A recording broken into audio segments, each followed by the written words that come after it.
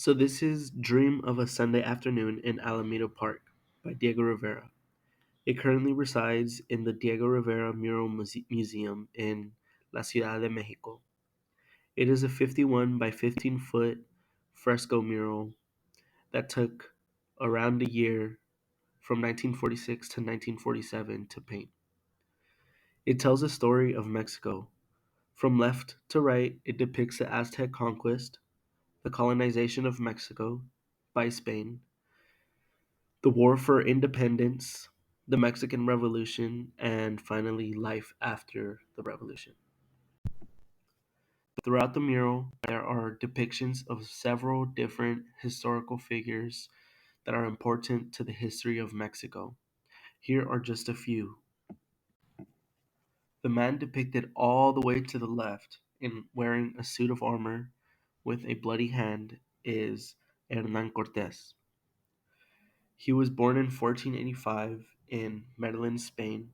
He was the Spanish conquistador who conquered the Aztec. He's important to modern day Mexico because, like it or not, he shaped and set up the basis for what modern day Mexico would be. He brought over the primary religion and colonized Mexico, setting them up for the independence and the revolution. The woman in the center of the piece, wearing the bright yellow dress, is believed to be Malinche, or Malintzin, or Doña Marina. She was born in 1501 in the Yucatan Peninsula. She was given as a gift to Cortes by the people of Tabasco after their defeat by the Spanish. She is important because she helped Cortes conquer the Aztecs in the form of inside knowledge and translation. Agustin de Iturbide is the orange haired man wearing the royal crown on his head. He was born in 1783. He was an army general who originally fought for Spain, but then switched sides as there was more opportunity for personal gain and wealth if Mexico won their independence. He's important because he was the one who proposed the Plan de Iguala, which ultimately made Mexico independent. Although he was not the main reason for Mexico's independence, that was the last act which ultimately caused Mexico to gain their independence. Next to Iturbide is a dark haired man wearing a brown jacket holding up a piece of paper, which is most likely the Constitution in which he helped draft. This man is Benito Juarez. He was born in 1806 and he was the 26th president of Mexico. He helped draft a constitution that gave the Mexican people more rights and separated the state and church powers. He led the country through two wars, one being the Guerra de Reforma and the second one being the French intervention, both of which he was on the winning side. The man to the right of the mural, wearing a greenish yellow collared shirt strapped with bullets and a sombrero, is Francisco Pancho Villa. Born in 1878, he was a prominent figure during the Mexican Revolution. He was the leader of the Northern Rebellion against the federal government. The only man riding a horse to the right of the mural is the man Emiliano Zapata. He was born in 1879, and Zapata is arguably the most popular figure in the Mexican Revolution. Early on in his life, he was an hacienda owner, but when he eventually lost it, he became an activist for the common Mexican people and especially for farmers. Later on, he became the unofficial leader of the rebellion against the federal government in southern Mexico, and he was a very big part in the Mexican Revolution, winning against the federal government. On the right of the mural, the man in front of the Mexican flag, wearing a black suit raising the black hat, is Francisco Madero. He was born in 1873 and was the 37th president of Mexico, but was the first president during the revolution. During one of the presidential elections in which he faces the dictator Porfirio Diaz. Madero wrongfully loses and seeks asylum in the US afterwards.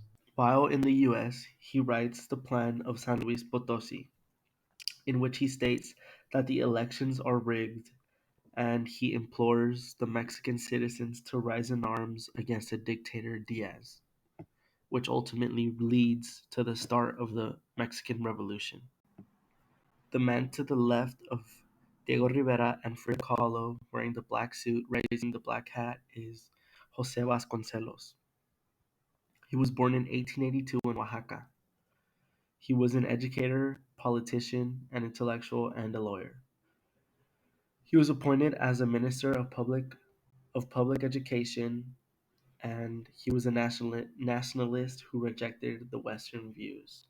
He started a mural program in turn, which helped Mexico find their artistic identity after years of war. This mural program was the home to many Mexican artists, including the fresco muralist Diego Rivera. The little boy in the center of the mural, holding La Catrina's hand, is Diego Rivera himself. Diego Rivera was born in 1886, and he is one of the most important artists in all of Mexico's history. He was a fresco muralist, and he helped give Mexico and the common and indigenous people of Mexico an identity in the art world. He showed the world what Mexico's real history was, while also inspiring a sense of pride and nationalism in the citizens of Mexico. In a time where being Mexican and indigenous was looked down upon and bad, he flipped the script and changed the view to where being Mexican and indigenous is now a good thing, and they look at themselves differently. They look at themselves with a sense of pride and joy, and they are happy to be what they are. The woman just above Diego Rivera, holding his shoulder, is Frida Kahlo. She was born in 1907, and she was a painter who was married to Diego Rivera. Most of her art pieces were self portraits. Even though they were just self portraits, they inspired many artists to reject the canons of art and to explore their own identity and create what they wanted or what was important to them. She instilled a sense of creativity and self worth into the young generation of Mexico, which would help shape Mexico into what it is now. Although to some this is just a beautiful and artistic piece of art, it is actually an important part of Mexico's history. It tells the story of a young nation growing and prospering through trials and tribulations into a beautiful and strong nation which it is today.